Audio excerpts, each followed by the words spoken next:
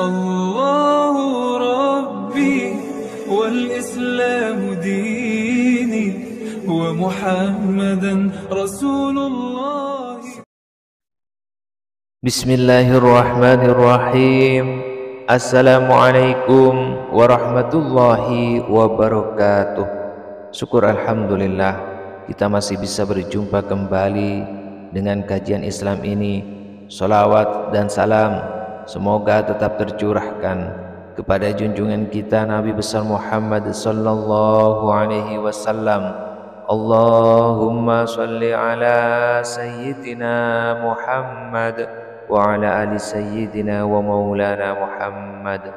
Harapan dan doa saya, semoga saudaraku semua diberikan kesehatan, murah rezeki, diampuni segala dosanya, dan diberikan panjang umur yang barokah. Amin amin ya rabbal alamin.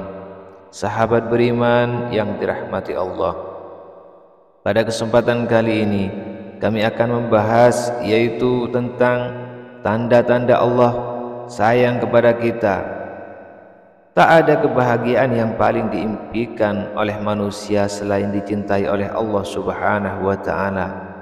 Berbagai cara dan upaya kita lakukan agar mendapat ridho dari Allah Subhanahu wa taala, baik itu dalam ibadah, aktivitas hingga hendak tidur, selalu ingin mencari ridha Allah Subhanahu wa taala.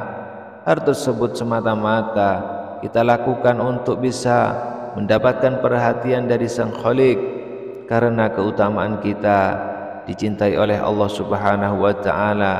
Insyaallah kita akan mendapatkan kenikmatan di dunia dan kenikmatan di akhirat. Pada kesempatan kali ini akan menjelaskan tentang 5 tanda-tanda Allah sayang kepada kita. Rasulullah sallallahu alaihi wasallam pernah bersabda, apabila Allah mencintai seorang hamba, maka dia menyeru Jibril, sesungguhnya Allah mencintai fulan, maka cintailah. Maka Jibril pun mencintainya. Lalu malaikat Jibril menyeru penduduk langit, sesungguhnya Allah mencintai si fulan, maka cintailah. Maka penduduk langit pun mencintainya. Setelah itu kecintaannya diteruskan kepada penduduk bumi. Hadis riwayat Bukhari.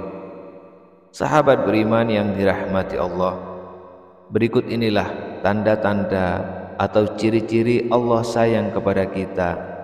Yang pertama, dibukanya pintu amal soleh sebelum kematian. Rasulullah sallallahu alaihi wasallam bersabda, apabila menginginkan kebaikan kepada seseorang hamba, Allah akan jadikan ia beramal. Dikatakan, apakah dijadikan beramal itu? Beliau bersabda, Allah bukakan untuknya amalan soleh sebelum meninggalnya, sehingga orang-orang yang berada di sekitarnya ridho kepadanya. Hadis riwayat Ahmad dan Al-Hadis.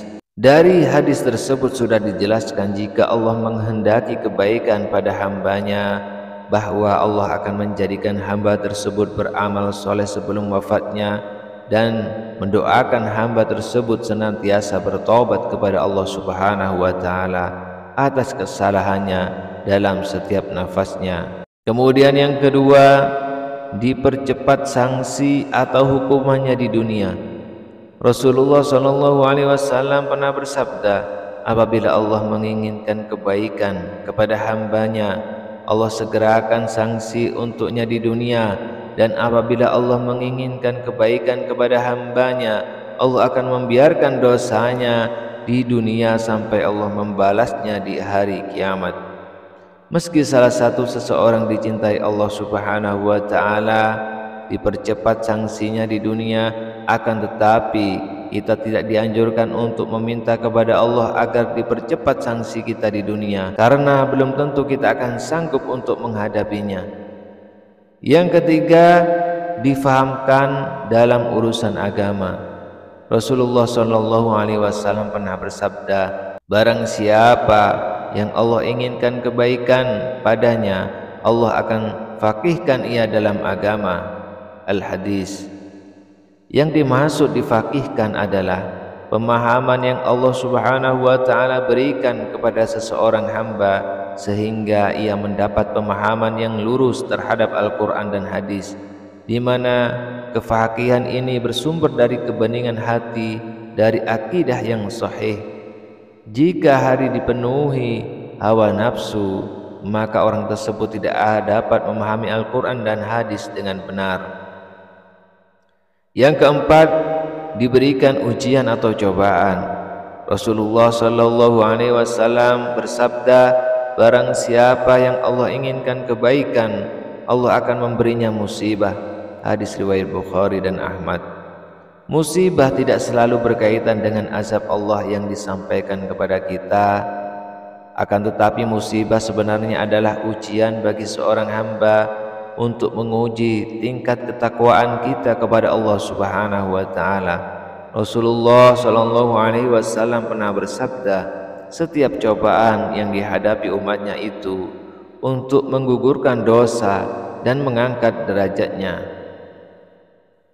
Kemudian yang kelima, diberikan kesabaran. Rasulullah sallallahu alaihi wasallam pernah bersabda, tidaklah seseorang diberikan dengan sesuatu yang lebih baik dan lebih luas dari kesabarannya. Hadis riwayat Bukhari dan Muslim. Seperti yang kita tahu, kesabaran dalam keimanan bagaikan kepala dengan badan, yang artinya keduanya saling melengkapi. Begitu juga dengan iman seseorang. Iman tak akan hidup dalam diri kita jika tanpa diimbangi dengan kesabaran.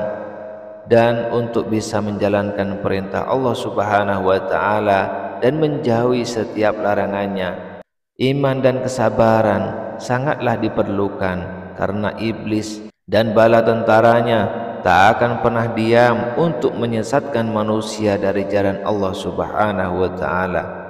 Sahabat beriman yang dirahmati Allah, demikianlah yang dapat kami sampaikan pada kesempatan kali ini.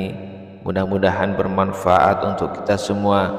Mudah-mudahan menambah wawasan dan keimanan kita. Dan apabila ada kata-kata atau kalimat yang kurang berkenan di hati Anda, kami mohon maaf yang sebesar-besarnya. Akhirul kalam. Wassalamualaikum warahmatullahi wabarakatuh.